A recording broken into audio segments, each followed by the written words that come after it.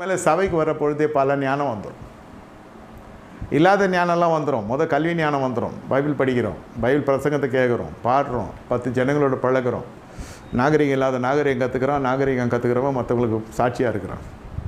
செழிப்பு, தரித்திரம், வறுமை, பாவம், புண்ணியம், பரிசுத்தம், என்ன செஞ்சால் என்ன ஆகும், அகால மரணங்கள், இதிலெல்லாம் நிறைய அவங்க ஞானம் அனுப்பிச்சிடுவாங்க சபைக்கு வர்றவங்களே. எவ்வளோ ஸ்டோரி, எவ்வளோ ஜெப குறிப்பாக அந்த அம்மா பார்க்கும். காக்கா வடத்துக்கிற மாதிரி எத்தனை பெண்கள் புருஷனை இழந்துருக்குறாங்க. அதெல்லாம் பார்த்துட்டு தன்னுடைய குடும்பத்தை கட்டி காக்க தான் அந்த பெண்கள்லாம் நினைப்பாங்க. படிச்சிருந்தாலும் சரி, படிக்கலாலும் சரி.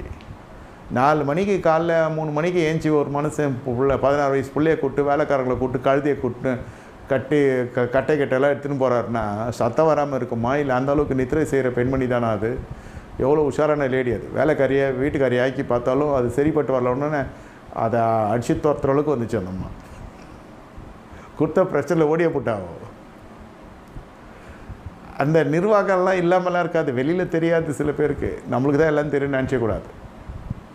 ஆகையால் எப்படியோ அது ஆபிரகாமுடைய பிஸ்னஸ், அது அவருடைய சிலுவை, மனைவியை சரி கட்டுறது, அப்புறம் பிள்ளையை சரி கட்டுறதும் ஆபிரகாமுடையது. இதில் 2 பேரில் நடுவில் நைனா போவாதுன்னுச்சுன்னா அந்த அம்மா அவ்வளோதான். உங்கள் அப்பா உன்னை வெட்ட போகிறான்டா அப்படின்னுச்சுன்னா அவ்வளோதான். ஈசாக்கு என்ன இருக்கும்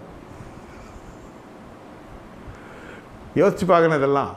இதெல்லாம் ஆபிரகாமுக்குள்ளே இருக்கிற தேவ பலன், தேவ பலம், பலம், தேவ பலன். சும்மா நான் சோத்திரம் பண்ணுறேன், நான் பாடுறேன், ஆடுறேன், குதிக்கிறேன், நான் தேவ செய்தி கொடுக்குறேன்னா ஒழி ஆகிடாது. குடும்பத்தை இப்படியெல்லாம் மௌன மொழி பேசி சரி பண்ண வேண்டிய இடங்கள் இருக்குது. வாய்மொழி பேசி சரி பண்ண வேண்டிய இடம் இருக்குது. மனைவி நேர் எதிர்மறையாக நம்ம சாமியல் ஒய்ஃப் மாதிரிலாம் இருக்கும் சிலதெல்லாம், எதிர்கால பயத்தோடு. அதையும் இந்த மனுஷன் பேசி ஆஃப் பண்ணியிருக்காரு. சும்மா நீங்கள் மோரியா தேசத்தில் போய் பட்டித்தூரத்தில் வீட்டை விட்டே புறப்பட முடியாதியா? 4 மணிக்கு வந்துருங்களேன் பார்ப்போம். நாளைக்கு காலைல வராதிங்க சொல்கிறேன். உங்கள் வீட்டு அம்மாவுக்கு தெரியாமல் வந்துருங்களேன் பார்ப்போம். இது திரும்பி போனால் என்ன ஆவீங்க தெரியுமா? என் பேருக்கிற சொல்லிட்டு வந்துட போகிறீங்க. எனக்கு சேர்த்து டோஸ் விடுறோம் வீட்டில். அந்த மாதிரி நினச்சி திட்டினேன்ருவாங்க. தம்பி மாதிரி நினச்சி திட்டினேன்னுவாங்க.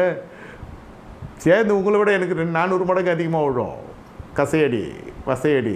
அதுக்கு சொல்கிறேன். அதெல்லாம் அவ்வளோ சீக்கிரம்லாம் நீங்கள் எல்லாம் வர முடியாது. சாதாரணமே வர முடியாது. டைமுக்கு வர்றது கிடையாது. அப்படி டைமுக்கு வர்றதே அந்த அம்மா கொஞ்சம் உசுப்புறதுனால தான் டைமுக்கு வராங்க. எவ்வளோ முக்கியத்துவம் வாய்ந்தவர்கள் பெண்கள்னு சொல்ல வரேன். இது எல்லாம் மேற்கொண்டு வர்றது தான் ஒரு ஆணுடைய ஊழியம், குடும்பத்துக்குள்ளே செய்கிற ஊழியம் சொல்கிறேன்.